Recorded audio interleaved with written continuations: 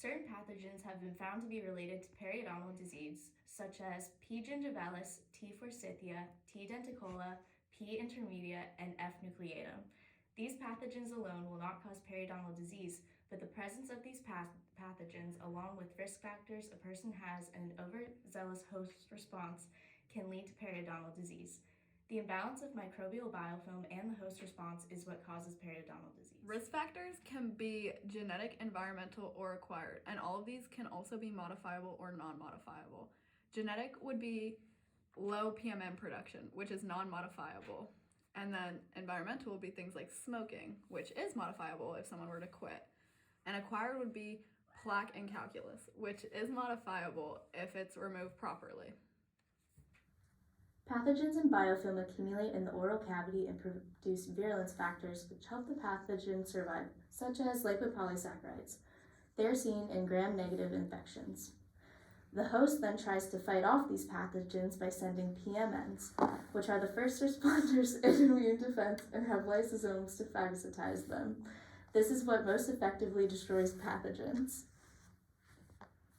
PMNs also produce cytokines, prostaglandins, and MMPs. In health, cytokines send macrophages to the site of infection. Prostaglandins increase permeability and dilation of blood vessels to promote increased movement of immune cells. MMPs facilitate normal turnover of the periodontal connective tissue matrix.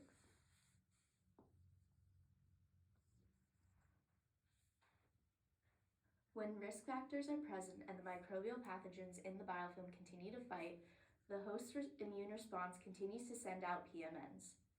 This produces more cytokines, prostaglandins, and MMPs.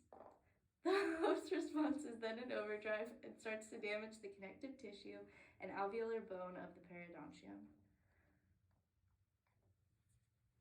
Cytokines cause damage to the gingival connective tissue as well as the PDL fibers. Prostaglandins, specifically the PGE2 series, stimulate osteoclasts to break down bone. MMPs destroy the extracellular matrix of the gingiva and the collagen fibers of the junctional epithelial near the apical edge.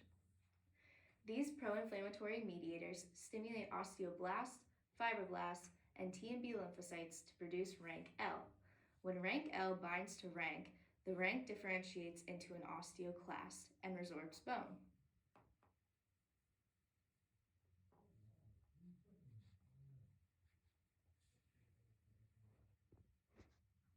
OPG is able to bind to rank L to stop the binding of rank L and rank, but when rank L outnumbers OPG, this is when bone loss occurs.